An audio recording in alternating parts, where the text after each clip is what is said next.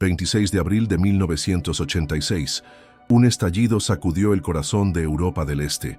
El reactor número 4 de Chernóbil explotó, liberando una nube radiactiva que cambió el mundo para siempre. En medio del caos, entre evacuaciones y encubrimientos, un hombre desapareció sin dejar rastro. Vladimir K., ingeniero nuclear de 45 años, visto por última vez en los pasillos subterráneos de la central, justo cuando todo colapsaba. Durante casi 4 décadas, su nombre quedó envuelto en rumores. ¿Desertor? ¿Chivo expiatorio? ¿O el único que intentó detener lo inevitable? En 2025, un hallazgo inquietante reabrió el caso. Su gafete, aún intacto, y un misterioso dispositivo sellado fueron descubiertos en un túnel clausurado dentro de la zona de exclusión. ¿Quién era realmente Vladimir K.? ¿Qué trataba de advertir? ¿Y por qué su historia fue silenciada por tanto tiempo? Dinos qué opinas en los comentarios y suscríbete para descubrir con nosotros esta verdad enterrada entre ruinas y radiación. Había algo inusualmente silencioso en la rutina de Vladimir Kovalevich, incluso antes del desastre. Trabajaba en la central nuclear de Chernóbil desde hacía más de 10 años, tiempo suficiente para conocer cada rincón, cada válvula y cada posible anomalía en los sistemas de control. Tenía 45 años, delgado, de rostro afilado y siempre con gafas gruesas que le daban una expresión perpetuamente atenta. Sus compañeros lo conocían por su meticulosidad casi obsesiva, su apego absoluto a los protocolos y una ética de trabajo que lo mantenía en la planta incluso en días que no le correspondía estar. Nació en Kharkov, en una familia obrera, pero desde muy joven mostró un talento inusual para la física y las matemáticas. Estudió en el Instituto de Energía de Moscú, donde se graduó con honores. Podía haber optado por una carrera académica, pero eligió Chernóbil. A muchos les parecía una decisión extraña, pero él tenía una razón clara. Allí es donde se decide el futuro, decía. La energía nuclear era el símbolo máximo del progreso soviético, y Vladimir quería estar en el corazón de esa revolución. A pesar de vivir en Pripyat, la ciudad modelo construida para los trabajadores de la planta, nunca se adaptó del todo a la vida social del lugar. Era solitario, reservado, evitaba reuniones y prefería pasar las tardes leyendo manuales técnicos o escuchando grabaciones de conferencias científicas. Tenía un apartamento funcional, decorado con una sobriedad casi clínica, una estantería repleta de libros, una radio, un escritorio con planos y sobre la pared un retrato en blanco y negro de su hermana menor, desaparecida durante la ocupación alemana. A esa pérdida, decían algunos colegas, se debía su carácter cerrado y su compromiso férreo con la prevención de cualquier tragedia. Sin embargo, en los meses previos a la explosión, algo comenzó a cambiar en él. Según su compañera de turno, Elena Bronskaya, Vladimir empezó a llegar más temprano y quedarse más tarde de lo habitual. Lo encontraron varias veces revisando archivos antiguos, diagramas de mantenimiento y registros de temperatura que no parecían tener relación con sus funciones. Un día, incluso, fue sorprendido tomando fotografías, algo estrictamente prohibido, de la sala de control número 4. Cuando le preguntaron por qué, murmuró algo sobre anomalías térmicas y fugas de presión que nadie quiere ver.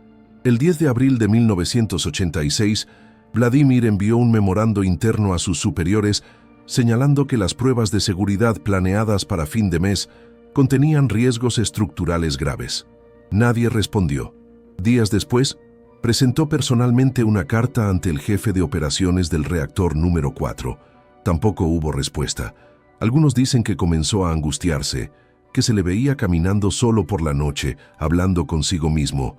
Otros aseguran que grababa mensajes en una pequeña grabadora personal y los escondía en su casillero, aunque nunca se hallaron dichas cintas. Para muchos, estaba simplemente paranoico. Para otros, empezaba a descubrir algo que no debía. Un testigo clave, Anatoly D., colega técnico en el reactor, relató años después que escuchó una conversación en la que Vladimir discutía acaloradamente con uno de los ingenieros jefes, acusándolo de falsificar informes de calibración. «No entienden la gravedad», gritaba Vladimir. «Esto va a explotar y nadie está haciendo nada». Pero no tenía pruebas sólidas. Y en el rígido sistema soviético de la época, cuestionar la cadena de mando era equivalente a cavar tu propia tumba profesional. Aún así, Vladimir persistió. A mediados de abril solicitó acceso a los túneles de refrigeración para realizar una inspección no oficial. Alegó que había una fluctuación en los sensores de presión del sistema auxiliar. Le fue negado.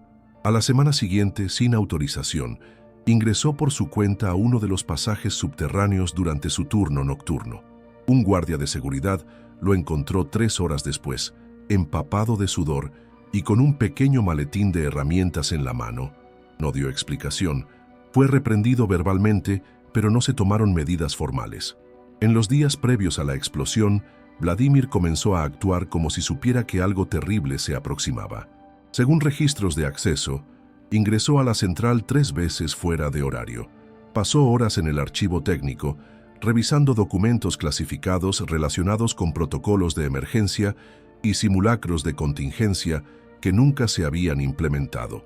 Incluso contactó en secreto a un excompañero suyo en Moscú, ahora miembro del Comité Estatal de Seguridad, para pedirle que solicitara una auditoría externa. No hubo respuesta. Esa semana, un operario del laboratorio lo encontró llorando en el baño. No era un hombre emocional. Cuando le preguntaron qué ocurría, solo dijo, «No quiero ser cómplice». ¿A qué se refería? Una semana antes de la explosión, Vladimir dejó de asistir a las reuniones internas y comenzó a evitar a sus colegas más cercanos. Se volvió aún más huraño, más vigilante. Instaló un candado adicional en su casillero y cambió la contraseña de su terminal de trabajo, lo cual era inusual y generó rumores. Algunos pensaban que simplemente estaba colapsando bajo presión. Otros, que estaba preparando algún tipo de denuncia. Uno de los técnicos más jóvenes asegura haberlo escuchado decir, «Si nadie hace nada, lo haré yo». La noche del 25 de abril, Vladimir se presentó voluntariamente al turno de noche, aunque no le correspondía. Alegó que tenía que revisar un panel de control del sistema de enfriamiento secundario. Fue visto por última vez a las 01:12 am del 26 de abril, bajando las escaleras hacia el nivel inferior del reactor número 4, portando su linterna, un maletín metálico y su inseparable grabadora de bolsillo. Minutos después ocurrió la explosión. El resto es historia. Pripyat fue evacuada 36 horas más tarde. Los niveles de radiación alcanzaron cifras 100 veces superiores a las estimadas. Mientras el mundo descubría lentamente la magnitud del desastre, un detalle pasó desapercibido. Nadie volvió a ver a Vladimir Kovalevich. Su nombre no figuraba entre los muertos ni entre los evacuados. Su apartamento quedó intacto con su cama hecha, su taza de té aún en la mesa y su radio encendida, como si fuera a volver en cualquier momento. Los primeros informes oficiales lo clasificaron como desaparecido en el cumplimiento del deber, pero a lo largo de los años surgieron versiones contradictorias. Algunos aseguraban que había huido a Occidente con documentos clasificados. Otros afirmaban que había sido eliminado por los servicios de inteligencia soviéticos por intentar denunciar negligencias internas. Incluso hubo quienes dijeron haberlo visto semanas después, vagando por la zona de exclusión, cubierto con una capa plomada, murmurando fórmulas físicas en voz baja. Nunca hubo pruebas, solo conjeturas, solo silencio, hasta que, en 2025, ocurrió lo impensable. Y ahora te pregunto, ¿crees que Vladimir fue un héroe ignorado o parte de una trama más oscura? ¿Intentó salvar vidas o encubrir algo aún más grande? Déjanos tu opinión en los comentarios, porque tu perspectiva también importa. Y si esta historia te estremeció, regálanos un like, suscríbete al canal y activa la campanita para que no te pierdas las próximas investigaciones. Queremos saber desde qué ciudad o país estás viendo este video. Escríbelo abajo, porque esta comunidad se está expandiendo como la verdad, lenta pero imparable. La madrugada del 26 de abril de 1986, mientras la ciudad de Pripyat dormía bajo una luna pálida y silenciosa, dentro del reactor número 4 se llevaban a cabo las últimas fases de una prueba técnica que jamás debió haberse realizado. A las 01:23 am, una serie de errores de procedimiento, decisiones apresuradas y un diseño defectuoso provocaron una explosión de vapor que reventó la tapa del reactor, expulsando una nube letal de radiación al cielo nocturno. Un destello cegador iluminó los árboles, las calles y por un breve instante la historia misma. Mientras los operadores intentaban comprender lo que acababa de suceder, se desató el caos. Alarmas sonoras, luces intermitentes, gritos, humo y un calor insoportable que ascendía desde el núcleo como si la tierra se hubiese agrietado. Entre la confusión, los nombres de los trabajadores comenzaron a ser llamados por radio interna.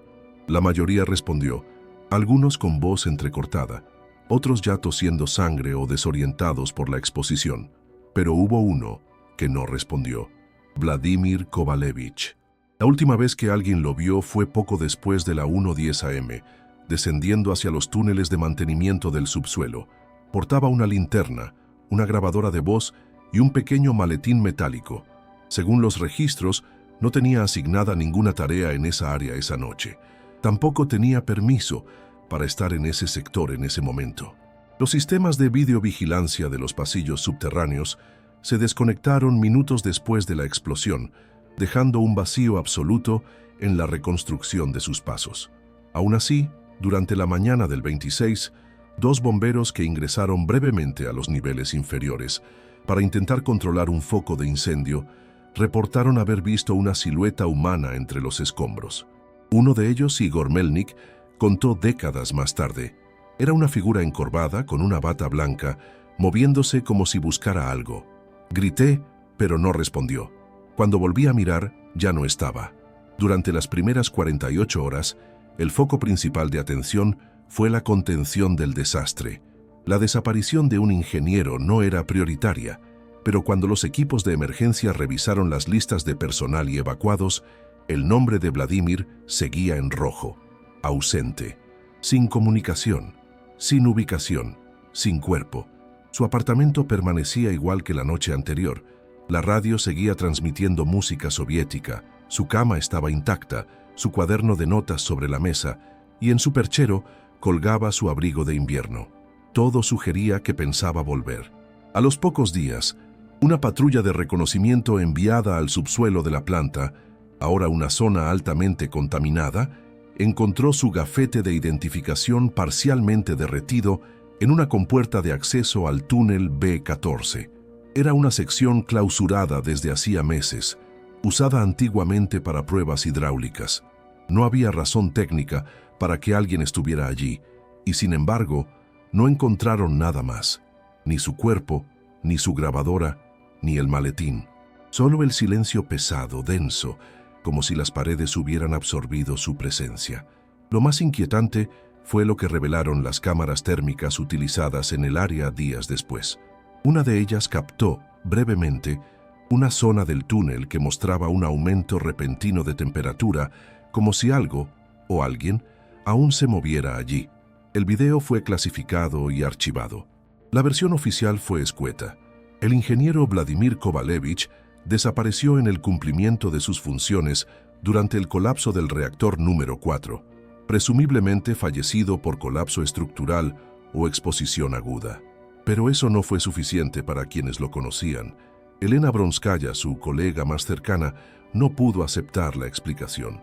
Recordaba que Vladimir llevaba semanas insistiendo en que algo estaba mal. Su obsesión con los túneles subterráneos, con los informes de presión, con ciertos planos antiguos que parecía estudiar con desesperación. Incluso, una noche antes del accidente, le había dejado una nota en su casillero. Si algo ocurre, busca en el túnel B14. Esa nota desapareció misteriosamente del casillero cuando Elena intentó recuperarla tras la explosión.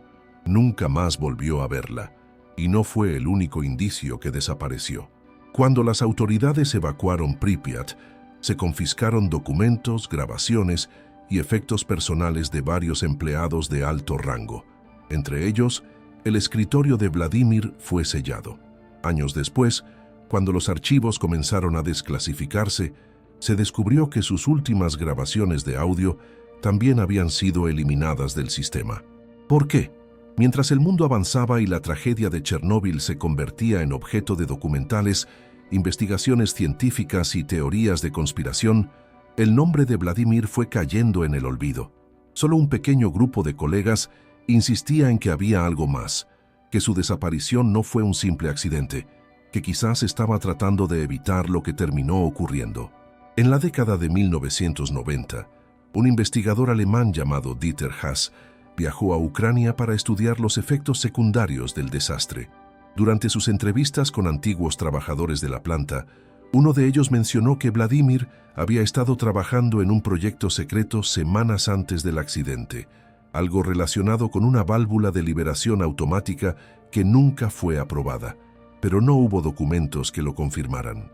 En 2002, un grupo de exploradores ilegales, conocidos como stalkers, ingresó al túnel B14.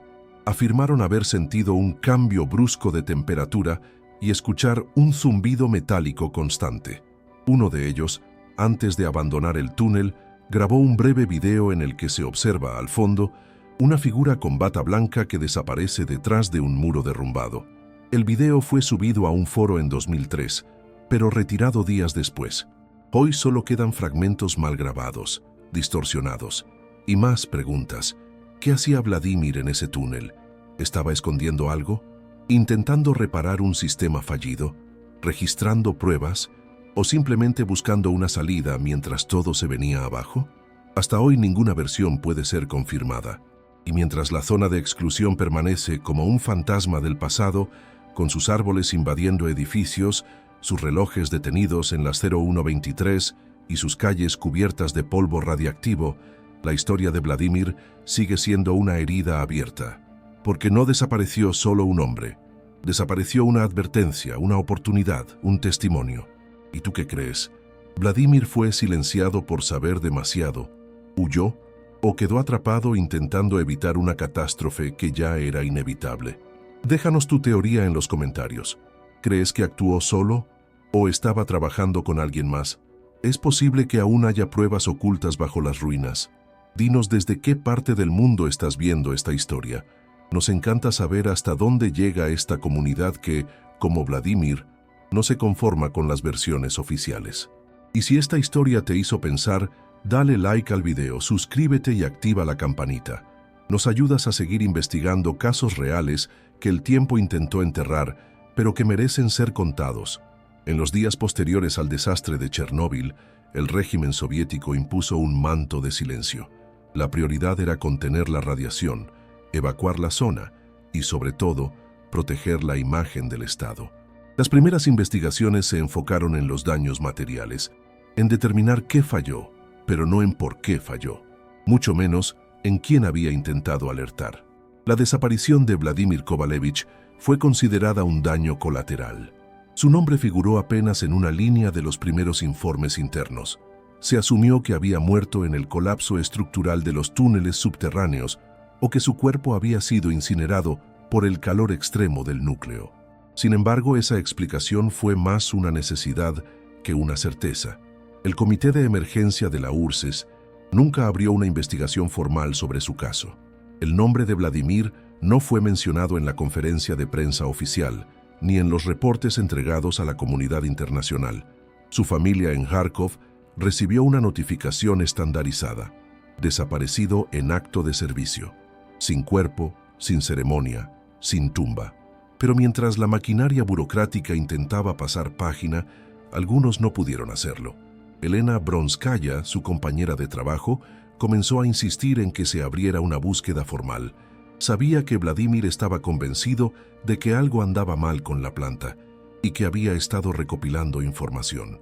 Recordaba la nota en su casillero, el plano del túnel B14, las noches de insomnio y los murmullos ansiosos sobre fugas no reportadas. Cuando intentó acceder a sus archivos de trabajo, descubrió que habían sido sellados. Todos sus registros digitales habían sido eliminados del sistema, sus efectos personales confiscados. Nadie le daba respuestas. Al contrario, recibió una visita de 2 hombres de Moscú que le sugirieron con tono firme que dejara de hacer preguntas. Aún así, ella no se rindió. En junio de 1986, 2 meses después del accidente, Un grupo reducido de técnicos fue autorizado a explorar los niveles inferiores de la central, incluyendo algunos túneles colapsados. No era una operación de rescate, sino una inspección para evaluar la integridad estructural. A Elena no le permitieron participar, pero logró convencer a un excompañero de Vladimir, Sergei Krotov, para que buscara en el túnel B14. Lo que encontró fue perturbador. En una de las entradas selladas con hormigón, antes de llegar al tramo más dañado, Sergei halló una huella de bota parcialmente conservada en el polvo radiactivo. Era reciente y no correspondía al calzado de ningún miembro del equipo actual. Más adelante, detrás de una compuerta caída, encontró un trozo de tela blanca, como el bolsillo de una bata de laboratorio, y sobre el concreto una mancha marrón oscuro. Tomó una muestra y la llevó al laboratorio improvisado que funcionaba en las afueras de Pripyat. El resultado, restos de tejido humano en descomposición avanzada, con niveles altísimos de contaminación radiactiva. Se envió un reporte al Ministerio de Energía. Nunca fue respondido. Días después, Sergei fue reasignado a una planta en Siberia. Nunca volvió a hablar del tema. El túnel B14 fue clausurado con placas de plomo y concreto armado, oficialmente por riesgo de colapso. Pero algunos sospechan que se trataba de algo más, de cerrar literalmente una verdad incómoda. En los años siguientes, la historia de Vladimir se convirtió en un susurro entre los trabajadores sobrevivientes. Nadie lo mencionaba en voz alta, pero todos sabían quién era. Era el que sabía, el que desapareció, el que intentó advertir. Algunos incluso decían que su espíritu rondaba la planta, que en noches especialmente silenciosas podía escucharse un eco metálico desde los túneles, como una grabadora repitiendo su mensaje una y otra vez. Pero para el Estado era un archivo cerrado. En 1991, tras la disolución de la URSS, un periodista ucraniano llamado Yuri Petrenko comenzó a investigar casos olvidados de Chernóbil. Al llegar al nombre de Vladimir, se topó con una muralla de silencio. Entrevistó a antiguos empleados, accedió a documentos desclasificados y solicitó información al nuevo gobierno ucraniano. Encontró contradicciones, fechas modificadas, archivos incompletos. Uno de los hallazgos más inquietantes fue un informe interno fechado el 25 de abril de 1986, un día antes de la explosión, en el que Vladimir sugería suspender la prueba de seguridad del reactor número 4 por riesgos estructurales no cuantificados. Ese informe jamás fue enviado a Moscú, fue retenido localmente. Su firma aparece al final con una nota a mano. Si no actúan ahora, será tarde. Ese documento desapareció poco después de que Yuri lo mencionara en una conferencia de prensa. Nunca volvió a encontrarse. Al mismo tiempo, algunos familiares de trabajadores muertos en Chernóbil comenzaron a preguntar por Vladimir. Querían saber si él había sabido algo. Si su desaparición tenía relación con los errores que causaron el desastre, pero nadie respondía. Incluso hoy, en el Museo de Chernóbil en Kiev, su nombre no figura entre los homenajeados. No hay foto, no hay placa, como si nunca hubiese existido. En 2012, un equipo de científicos del Instituto de Seguridad Nuclear solicitó permiso para investigar los túneles sellados de la planta, argumentando que podrían representar un riesgo de colapso. Entre ellos estaba el geólogo Alexei Romanov, quien había escuchado la historia de Vladimir durante su formación. En privado, confesó que su verdadera motivación era buscar pistas sobre lo ocurrido aquella noche. Durante la exploración del área adyacente al túnel B14, detectaron una anomalía magnética bajo el concreto, como si un objeto metálico estuviese enterrado allí. No se les permitió excavar. Les dijeron que el área era demasiado peligrosa. Días después, el proyecto fue cancelado por falta de fondos. Romanov renunció meses después y se exilió en Canadá, donde aseguró públicamente que la historia de Vladimir es la clave de todo lo que no quieren que sepamos sobre Chernóbil. Para entonces, ya se hablaba de Vladimir no como un técnico desaparecido, sino como un símbolo, una figura que, con el tiempo, comenzó a adquirir matices míticos. Algunos afirmaban que había dejado grabaciones. Otros decían que trabajaba en una válvula experimental. Incluso, hubo quien aseguró que había sido reclutado por un programa secreto del gobierno para desarrollar una tecnología que permitiría detener una fusión en cadena. Nada de eso pudo comprobarse, pero en todos los relatos había una constante. Su desaparición nunca fue debidamente investigada. Fue olvidada, o más bien, deliberadamente ignorada. Porque admitir que alguien intentó alertar al sistema y fue silenciado habría derrumbado toda la narrativa oficial. Y ahora, décadas después, cuando parecía que ya nada nuevo podía encontrarse en esa zona maldita, algo emergió, algo que cambiaría todo. Pero antes de que revelemos lo que ocurrió en 2025, queremos saber tu opinión. ¿Crees que Vladimir fue abandonado por el sistema que juró proteger? ¿Crees que alguien dentro de la planta sabía lo que iba a pasar y lo dejó actuar solo? Comenta tu teoría aquí abajo. Y no olvides decirnos desde qué ciudad o país nos estás viendo. Nos encanta leer sus mensajes y construir juntos esta comunidad de personas que no se conforman con lo que les dicen, que quieren llegar más allá. Dale like si te está impactando esta historia, suscríbete y activa la campanita.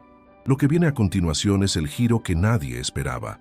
El 14 de febrero de 2025, durante una operación de inspección estructural en la zona de exclusión de Chernóbil, un grupo de técnicos del Instituto Ucraniano de Seguridad Nuclear se adentró en una sección olvidada del subsuelo.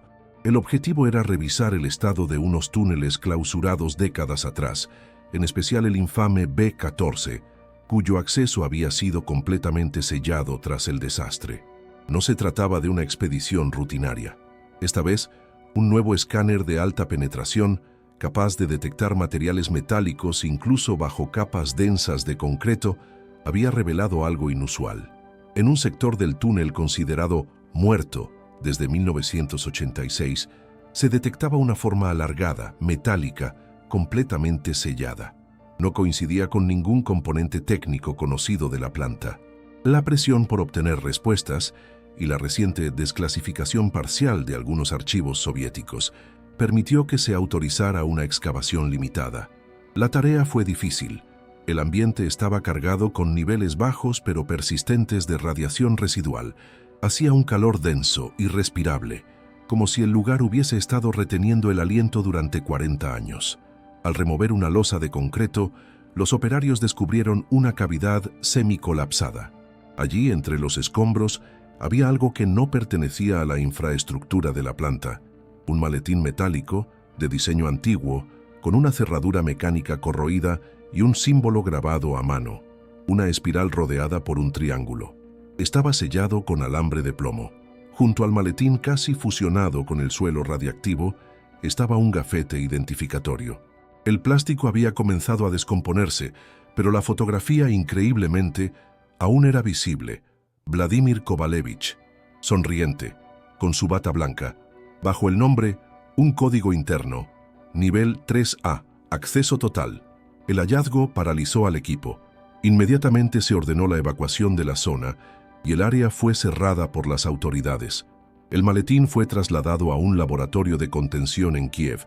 Durante semanas no se filtró ninguna información oficial, pero una imagen, la del gafete con la sonrisa de Vladimir aún intacta, después de casi 40 años, se filtró en un foro privado de expertos en energía nuclear y se volvió viral en cuestión de horas. El Ministerio de Energía confirmó el hallazgo 2 días después, pero lo que no dijeron, y que terminaría revelándose gracias a una investigación independiente, fue lo que había dentro del maletín. Contenía un cuaderno de notas manuscritas, varios documentos técnicos sellados en bolsas herméticas y una pequeña grabadora de voz. Todo presentaba signos de daño por radiación, pero era parcialmente legible. Las notas estaban escritas con trazo tembloroso. Comenzaban con una frase escalofriante: «Si estás leyendo esto es porque fracasé». A lo largo de más de 30 páginas, Vladimir detalla pruebas de anomalías térmicas en el reactor número 4, cálculos sobre la posibilidad de una explosión por acumulación de vapor, y advertencias que, según él, fueron ignoradas por sus superiores. Hay referencias a válvulas alteradas, pruebas que se realizaron fuera de protocolo y un esquema rudimentario de un sistema de emergencia que él mismo intentó construir.